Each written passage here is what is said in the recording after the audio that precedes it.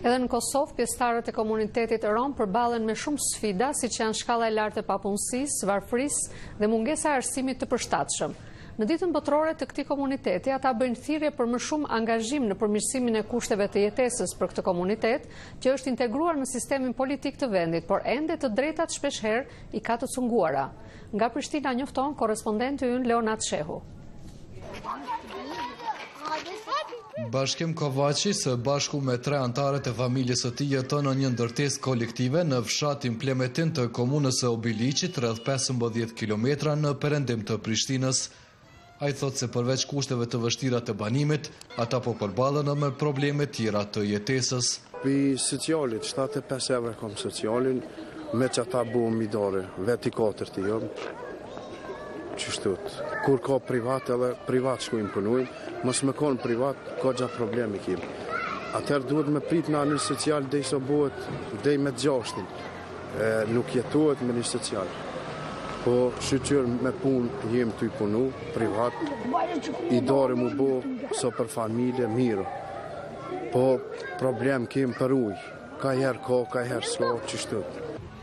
Përfaqësuesi i komuniteteve rom Ashkali dhe Egjiptas në fshatin Plemetin, Bajrush Berisha, thotë se që nga përfundimi i luftës, banorët e këtyre ndërtesave sociale përballen me kushte të vështira jetese. Në këtë banesën, ndërtesën sociale numër 1, i kem 36 kryefamilje. Mirë po, që nga viti 2006 e deri me sot, normal ato familje që i kanë pasur fëmijë për shembull 5-16 vjeçar, janë martu, kanë kriju familje. Kam banesë me 62 metrë katror që jetojnë 4 familje në atë banesë. Zoti Berisha thotë se megjithëse gjendja është duke u përmirësuar, problem vazhdon të mbetet punësimi. Integrimi 1 dhe sigurimi 2 janë sukseset e arritura deri me tani, që nga viti 1999. Kurse sa përket tjera punësimi këtu, krahasimi tjera minoriteti, dukshëm jo mrapa, dukshëm, se jo pak po shumë mrapa. Në të gjithë botën sot festohet dita ndërkombëtare e romëve. Përfaqësuesit e këtij komuniteti në Kosovë numërojnë disa nga sfidat me të cilat përballen, siç janë shkalla e lartë e varfërisë dhe mungesa e arsimit të përshtatshëm. Autoritetet në Kosovë thonë ndërkëtë se janë duke bërë përpjekje të vazhdueshme për të garantuar të drejtat e barabarta për të gjithë qytetarët e vendit, përfshirë edhe komunitetin rom. Gjatë një konference ceremoniale të organizuar nga qeveria për kremtimin e ditës ndërkombëtare të romëve, Ministrja e Integrimeve Evropiane Vlora Qitaku tha se ka ende punë për të përmirësuar gjendjen e këtij komuniteti. A është bërë çdo gjë që përfaqësuesit e këtij komuniteti të mos ndjehen të diskriminuar? Jo. Ne ende kemi shumë punë për të bërë. Nxënësit rom nuk duhet të jenë të fundit që ulën në bankat e shkollës.